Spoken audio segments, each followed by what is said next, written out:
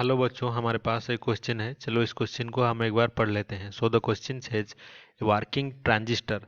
तो यहाँ पे एक ट्रांजिस्टर है, उसका 3 legs marked as P Q and R is tested using multimeter. तो मल्टीमीटर लेके हमने इन 3 legs को टेस्ट किया। No conduction is found between P and Q, और पी और क्यू के बीच में कोई कंडक्शन हमने नहीं पाया। By connecting the common negative terminal of multimeter to R and the other positive terminal to P or Q, some resistance is seen on the multimeter। तो यहाँ पे क्या किया, जो हमारा मल्टीमीटर का नेगेटिव टर्मिनल है उसको हमने कहाँ पे कनेक्ट किया, R में कनेक्ट किया, और बाकी जो पॉजिटिव टर्मिनल है उसे P या फिर Q में कनेक्ट किया। Which of the following is true for the transistor. तो यहाँ पे कौन सा ऑप्शन ट्रांजिस्टर के लिए सही होगा हमें फाइंड आउट करना है। तो अगर ये हमारा ट्रांजिस्टर है तो हमें एमिटर, बेस और कलेक्टर उसका कुछ पता नहीं। हमें सिर्फ यहाँ पे 3 legs दिए गए हैं। क्या क्या? एक लेग है P, दूसरा है Q, तीसरा है R। तो सबसे पहले हमने क्या किया,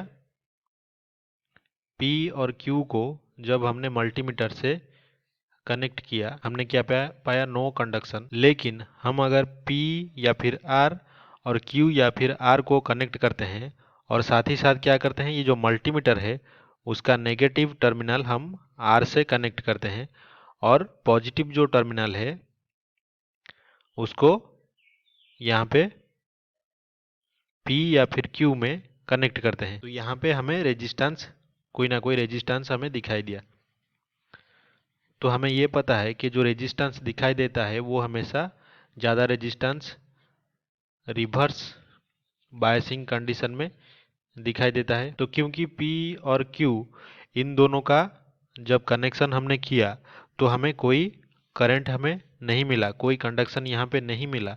तो इन दोनों में से कोई भी बेस नहीं हो सकता। ये दोनों में से एक एमिटर है और एक कलेक्टर है।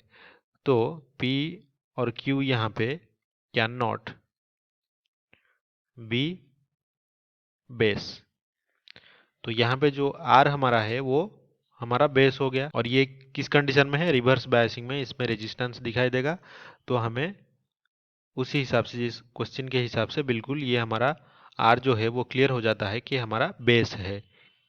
तो जो पहला ऑप्शन है, it is a P N P transistor with R as collector, ये गलत होगा। क्योंकि जो पी एन पी ट्रांजिस्टर होता है उसका N जो है, मतलब N साइड जो है डायोड का, ट्रायोड ट्रांजिस्टर का, वो क्या होता है, मेजॉरिटी चार्ज कैरियर इसमें नेगेटिव होते हैं। तो इसको अगर हम यहाँ पे क्वेश्चन के कंडीशन के मुताबिक नेगेटिव टर्मिनल मल्टीमीटर का लगाएं तो ये फॉरवर्ड बायस होगा। लेकिन हमें क्या चाहिए, रिवर्स बायस कंडीशन चाहिए। तो ये पहला ऑप्शन गलत हो गया। तो दूसरा जो ऑप्शन है, it is a PNP transistor with R as emitter, तो ये भी गलत हो गया। It is an NPN transistor with R as collector, तो कलेक्टर नहीं है, आर तो बेस है, ये भी गलत हो गया।